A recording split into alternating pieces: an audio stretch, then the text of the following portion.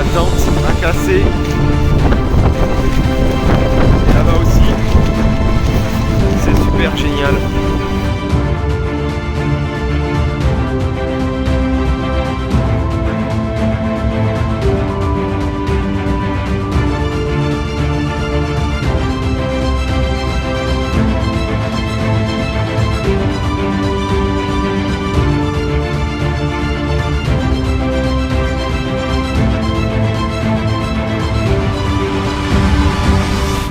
Et salut les trekkers, c'est Alex et on se retrouve aujourd'hui pour une nouvelle vidéo. Vous avez vu, petit état des lieux de notre terrain de jeu pour le week-end. Ça a l'air très joli.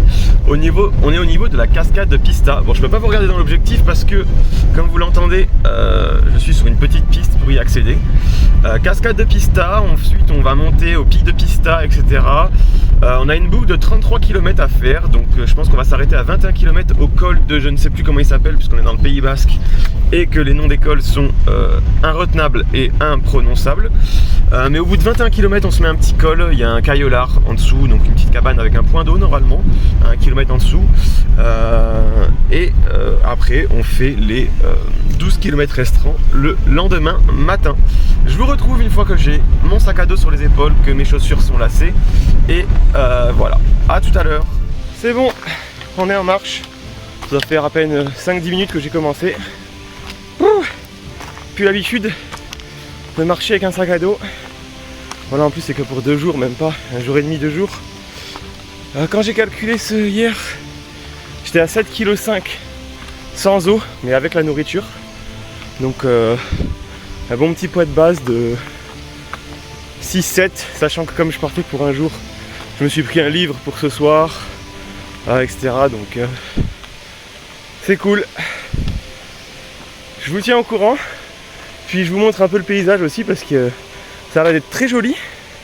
Sachant qu'en plus, après le pic de Pista, en fait, on fait la trace de la HRP, enfin la HRP, le début de la HRP. Hein. En tout cas, le début de la HRP passe par là. Donc c'est cool. À toutes. Il a plu il n'y a pas longtemps, donc le chemin est assez beau, c'est assez pénible d'avancer. Pour vous situer, on n'est pas loin de l'Aro et de la passerelle d'Olzarte que j'avais fait pour le GR10 l'année dernière. Je vous mets la petite fiche en haut à droite. Et je pense qu'on doit aller au col juste en haut, à droite de l'arbre là. On voit un petit pic, c'est le col où on doit aller je pense. Et à gauche, peut-être que vous l'entendez, on a la cascade de Pista.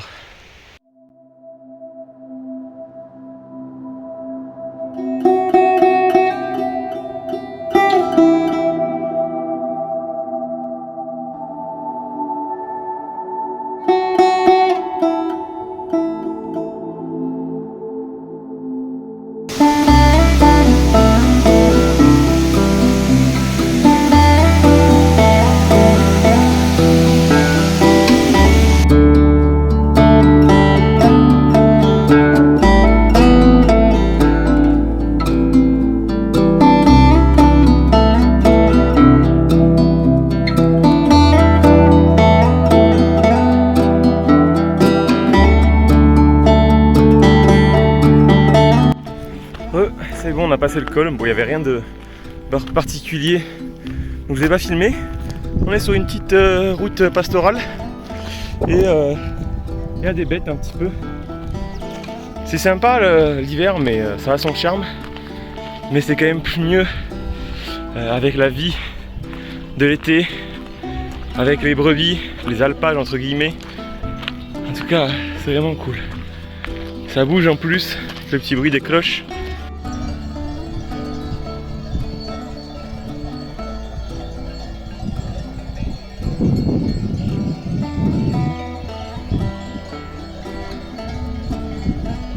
Et en fait je m'étais trompé, on va ici.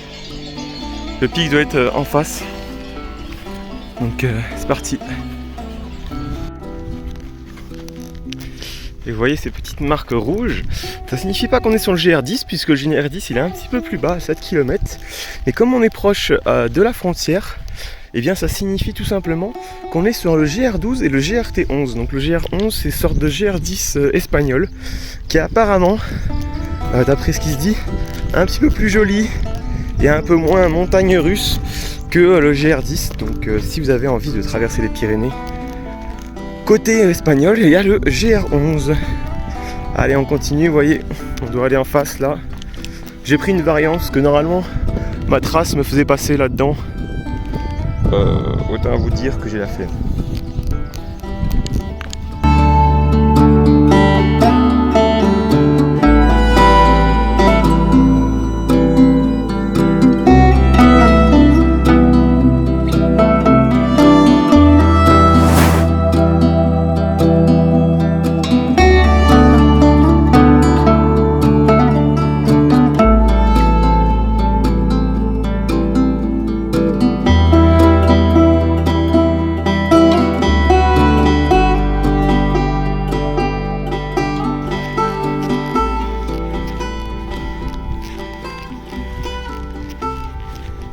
Espagne, France, Espagne, France, ça vous rappelle rien?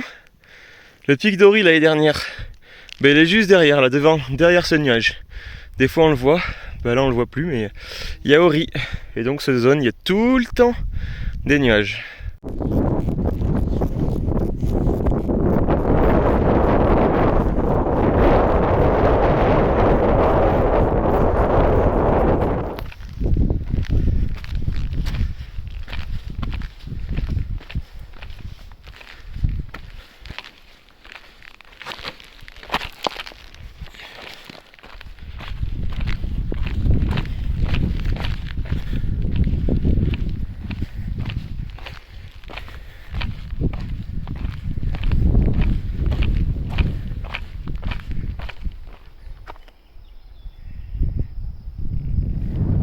Voilà ce que c'est comme putain de chemin de... Voilà. Et encore là, je vous montre la partie soft.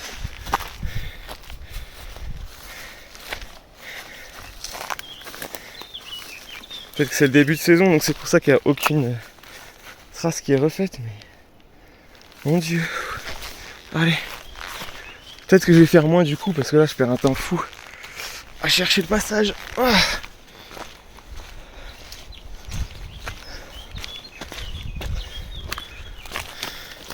Je pense que vous m'entendez mieux, il y a moins de vent. Donc demain je vais pas continuer ma boucle puisque en tout j'avais 33 à faire, donc ça voudrait dire que je vais faire 18 demain. Et ça m'a saoulé en fait de galérer dans ces feuilles là, dans ces buissons. Et en plus je dois rentrer relativement tôt chez moi, donc j'ai pas le temps de faire 18 km. Donc j'ai essayé de faire un nouvel itinéraire à 12 bornes. Si je vois que c'est pas possible non plus, je rentrerai par l'itinéraire de l'allée en fait, par la cascade de Pista. Même si ça va être chiant en descente parce que c'était vraiment raide en montée, donc en descente ça risque de l'être encore plus. Sachant que j'ai mon genou qui est un petit peu tiré, pas grand chose, mais qui m'a dit arrête-toi là, donc voilà.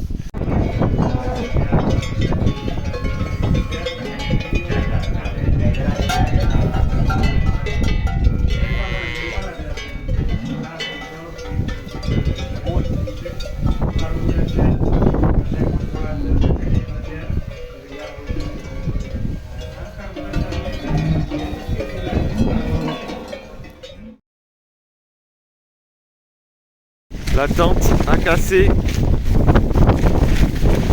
Et là-bas aussi. C'est super génial. Heureusement qu'il y a un truc ici, que les Espagnols sont pas trop cons et qu'ils acceptent que je dorme à l'intérieur. Salut les trekkers. Bon, je pense que vous avez vu les images, je vais pas vous mentir. Nuit de merde. Horrible. La tente qui casse. Le vent. Les ronflements. Ce matin, je me suis levé à 9h. Du coup, là, il est 10h44. J'ai mal au genou alors qu'il me reste que de la descente à faire. Bon, je sais, ça paraît très pessimiste. Mais je vais aussi vous montrer ce que c'est la rando. C'est pas que des belles images et que des réussites. Là, j'avoue que je suis pas dans un très très bon mood. J'ai souvent des pics et des hauts, moi, de toute façon, mais j'abandonne jamais. Mais là...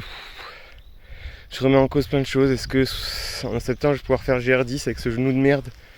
Alors que là je viens de faire que 15 km aller et 8 de retour et 8 en descente qui vont être un calvaire. Voilà.